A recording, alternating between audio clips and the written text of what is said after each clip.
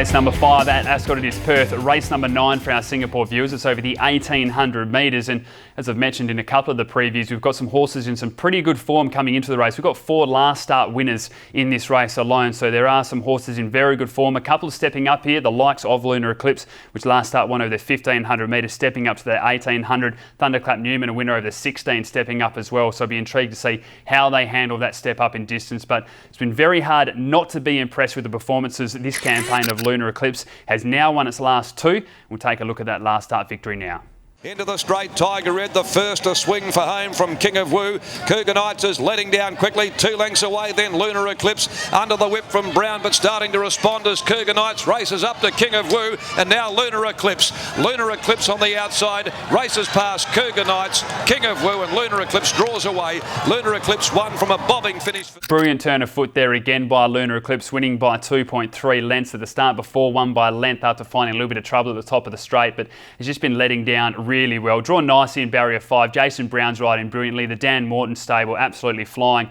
Find it very hard to tip outside of this horse. Trying to find some other chances in the race. Well, Cerise hasn't won for 472 days, but has been in very good form. The last 4 runs hasn't finished any worse than 3rd. Finished behind Neverland in 2 of them. Stocks in another, and Cosmic Storm, and they're all running in this occasion. And I think a lot of people will be tipping up those 3 runners as well in those races. So the form lines for Cerise, you can't argue with. 3 kilo claim to Randy Tan from barrier 1 certainly looks to be a chance there. Number 2, Fashion Princess, I think will really improve here with Clint Johnson Porter riding, carries just to 55 kilos. Last start was just beaten 2.5 lengths in the Starstrucker. It was racing in the Jungle Dawn of the Carbine before that as well. So dropping to a 72 plus with the 3 kilo claim as well. I think Fashion Princess is a nice each way bet in the race. Number 5, Thunderclap Newman, jumped well last start, went to the front, won with these, won by 6 lengths on that occasion. It was a soft 6, certainly did enjoy that track, but it was a very good performance. Barrier 10 makes it a little bit more tricky for Thunderclap Newman. You'd expect that they will go back because there is a little bit of speed in this race, but maybe from what we saw last start, they'll be tempted to roll forward.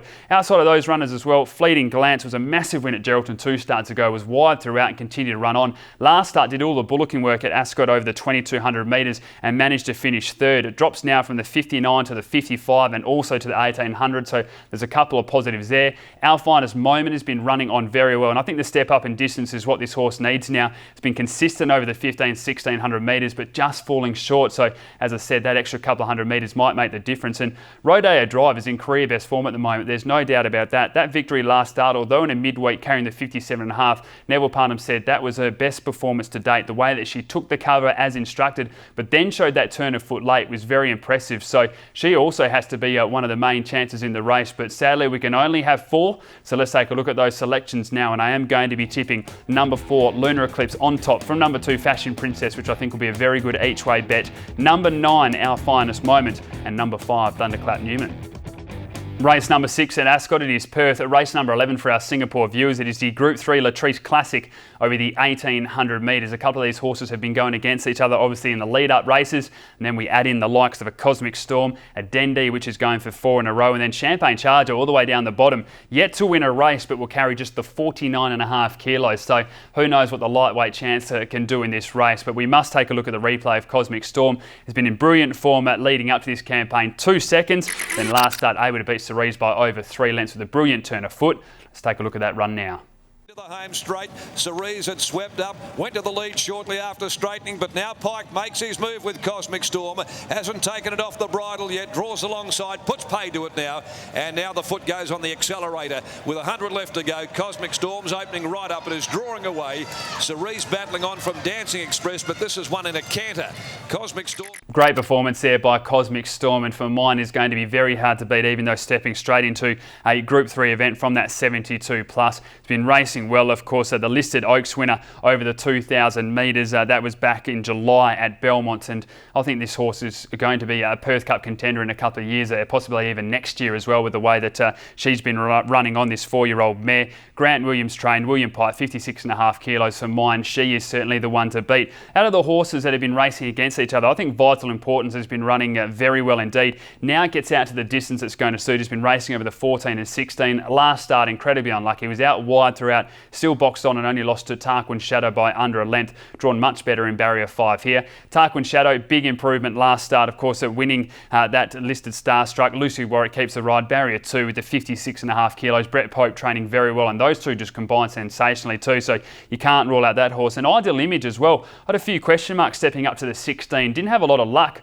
but did run home strongly and only finished a length behind Tarquin Shadow as well. Glenn Smith takes the ride there, so has to be one of the main contenders. Dendy going for 4 in a row, steps up from a 56 to 68 and has just been progressing from maiden to a 52.64, 56.68, now into a Group 3. So we'll see where she's at in her early career as well. Looking forward to analysing that. Barrier 4, Jason Brown, Dan Morton, as I said a little bit earlier with Lunar Eclipse, that combination going along very well. But I am going to be tipping number 3, Cosmic Storm. It's one of the better bets of the day. From number 5, Vital Importance, number 1, Ideal Image, and number 4, Tarquin Shadow.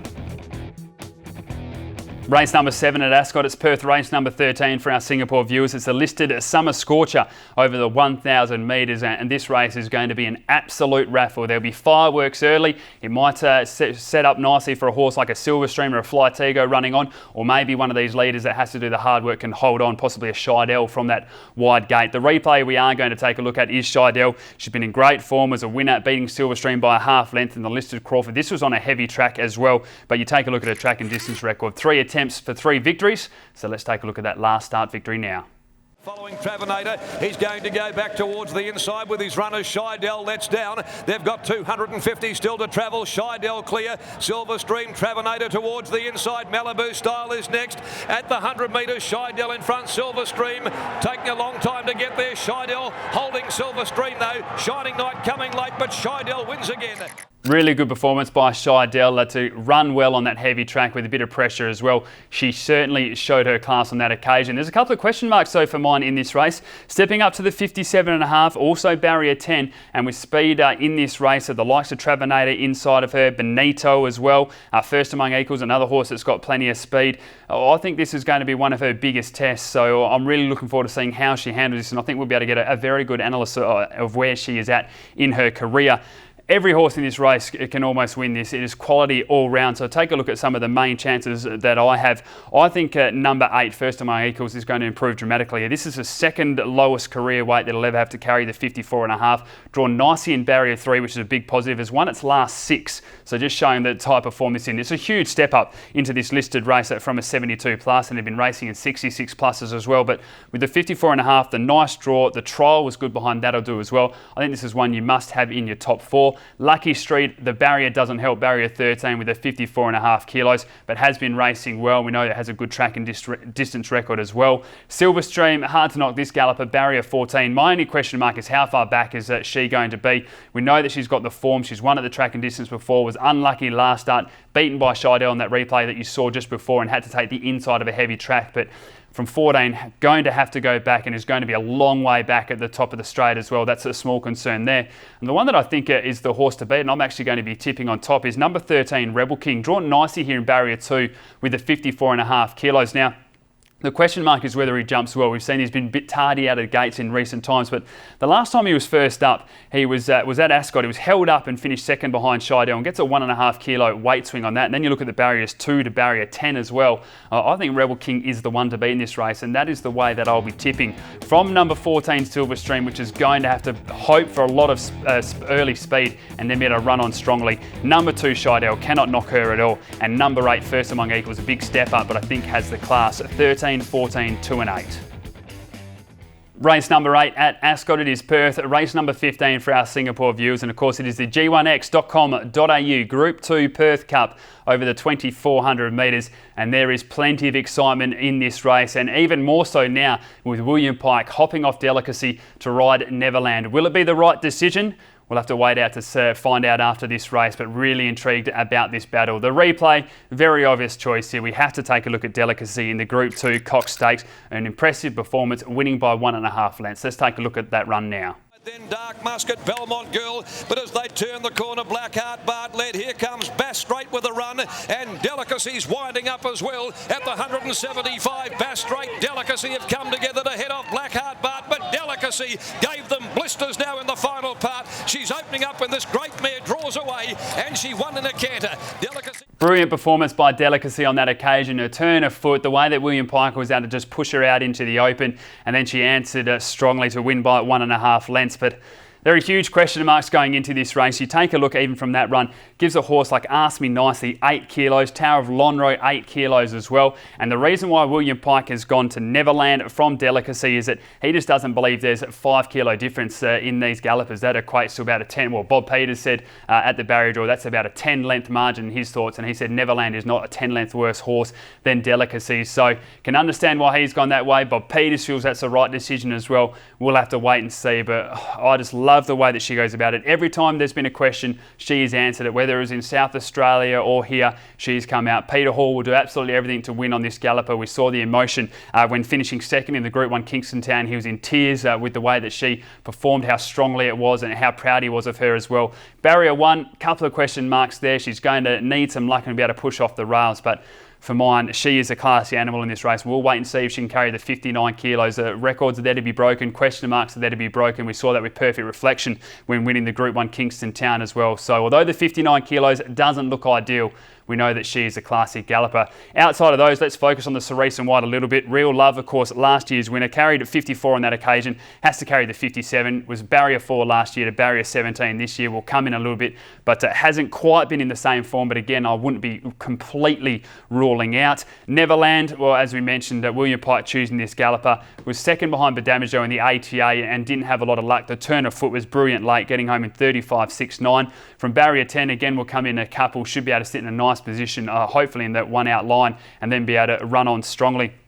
And I also think number 13, Respondent, can run a race here. Drops from the 59 kilos to the 54. So a nice 5 kilo drop there. Was only beaten 3 lengths by Badamajo. That was in the ATA as well. Has won over this distance as well, the 2,400 metres, and drawn nicely in barrier 6 with Chris Parnham taking the ride. So certainly not the worst. Outside of those, Belmont Girl, of course, Patrick Carberry will take the ride now with Sean O'Donnell choosing to ride Badamajo. This horse was third in the Group 1 Railway Stakes. Will be a lot closer. Last year, of course, was way back on the turn. And speaking of Paula Wag at the barrier draw, she just said that will not be happening this year. They'll be much closer at the top of the straight as well, so look for that improvement. But Badamajo, this 8-year-old mare, has been in career best form. Sean O'Donnell has elected to take this ride. Barrier 2, the 54 kilos. Beat Neverland last start by 2 lengths, carrying the 55. It's the lightest weight that this horse has had to carry in its previous 23 starts, so just showing that if you think she's in form, she should only improve again. Her last 3 performances, 2 victories and a second. That only second was behind Proper Ranties and was held up and still had the audacity to fight on as well. So expecting another big performance by her. Proper Antis, the one that we mentioned, beat Badamajo 2 starts ago, drawn lovely as well for this race. The 54 kilos, form lines around Stocks, which we'll see run a little bit earlier in the card. Victory 2 starts ago, beaten by Badamajo last start, but didn't have incredible luck. The draw is a massive positive here. And even a horse like Tower of Lonhro at barrier 13, so again will come in a little bit. 54 kilos, so drops the 5, gets the 8 kilo swing on Delicacy from that Group 2 Cox Stakes as well, and only finished 3.5 lengths behind. So I think Tower of Lonhro, with a little bit of luck as well, could certainly play a part. Let's take a look at the selections. There's not much confidence. I'll be taking the Quinella. There's no doubt about this with Delicacy and Neverland. I'm going to tip her. I cannot bring myself to tip against Delicacy. On top, from number 11, Neverland. I think it's the 2-race battle between those two. Number 5, Badamajo, which has been in career best form, and number 13, Respondent. Race number 9, it is the final race of the day. It's Perth race number 17 for our Singapore viewers over the 1,100 metres. Again, a couple of gallopers coming into this race in form. Express Dancer, a very good victory last start. And also Volkov, the turn of foot here was sensational, won by just almost a length. Drawn nicely for this occasion. But let's take a look at that turn of foot now. Jason Whiting riding hands and heels over the final stages. Moto gives Star Lightning bonus, and Volkov still well back in the field. 250 left to go. Park Lane was tackled by Trey Amici, getting a run. Secret Nova between them. Brackets down the outside. Clobberetta. Here comes Volkov though with a wet sail down the outside. Trey Amici, Volkov on the outside with a brilliant turn of foot coming from well off them. Scored a great win. She ran beautifully there, a comfortable win by length in the end, stepping up to 1,100 metres. The first time she's raced over this distance, but I think it's a big bonus. Gary Crispin mentioned he's not sure how she'd handle the 1,200, but I think this extra 100 metres would be okay. And then we analysed her form lines before Ascot, and Gary Crispin just said he just thinks she's an Ascot horse. You take a look at that, 4 attempts at the track, 3 victories and a second, so very hard to disagree with that. Barrier 4 drawn nicely with the 55 kilos. Outside of that, Marchand was a really good run last start behind Express Dancer, but drawn barrier 15 is not ideal. Ford's Bet drawn even wider. Barrier 17 will obviously come in with some of the emergencies. Carries just the 55.5 kilos, but from that draw makes it very hard. I'm interested about the return of Calabria Joe. Of course, played up in the stalls. That was back on the 8th of August in the barriers, and looked as though that might have been a career-ending injury, but comes back into this without a trial. Was scratched a couple of weeks ago though, so a few question marks there. It'll be a wait and watch run for mine. Outside of that as well, Express Dancer, as I mentioned, has now won 3 of its past 4. Very good victory over the 1,000 metres last start, just catching Ford's Bet late. Again, the extra 100 metres here, a big positive. Mr. Motown isn't drawn well in barrier 11, but has won 2 of its past 5. Was beaten 2 lengths by Express Dancer with no trial between that break, so you'd expect improvement. Max Almighty was very good behind Wicked Hunter last start. Drops in distance, though, a couple of question marks there for mine. And another that I think can run a race is number 13, Auntie Zelma. Carries just the 51 kilos here. Has won 2 of its last 3. Last start was beaten by Wicked Hunter carrying the 57. So with just the 51 kilos, a bit of speed in this race, this will be another galloper running on. And with Clobberetta coming out of the race, number 17, Brackets, will get a run. Last start only beaten a length by Volkov. Drawn perfectly, barrier 6 with the 54 kilos, will be in my top 4 as well. Let's take a look at those top 4 selections then, and I'm going with the replay that we saw. Number 11, Volkov, from number 8, Express Dancer, number 17, Brackets, which gets a run now, and number 12, Auntie Zelma. Time now to take a look at our best bets for the card, and as I said, it is a very good race card. I think it's hard to single out a couple, but the 2 that I have done so with, race 3, number 5, Hobart Jones, which I think it can make it to 2 victories from its past 4. And then race 6, number 3, Cosmic Storm. I have a lot of time for this galloper. I think she is all class. I think she'll jump into this Group 3 Latrice race and be too good as well. So they are my best bets of the card. As we said, always follow us on social media at Perth Racing on Twitter. You can follow us on Instagram and Facebook as well. And make sure you visit perthracing.com.au for all the event information that'll be coming up as well. Really looking forward to having you there for Perth Cup, of course, this year, the 2nd of January. Hopefully we found you a couple of winners, and we'll be back again with another edition of Box Seat next week.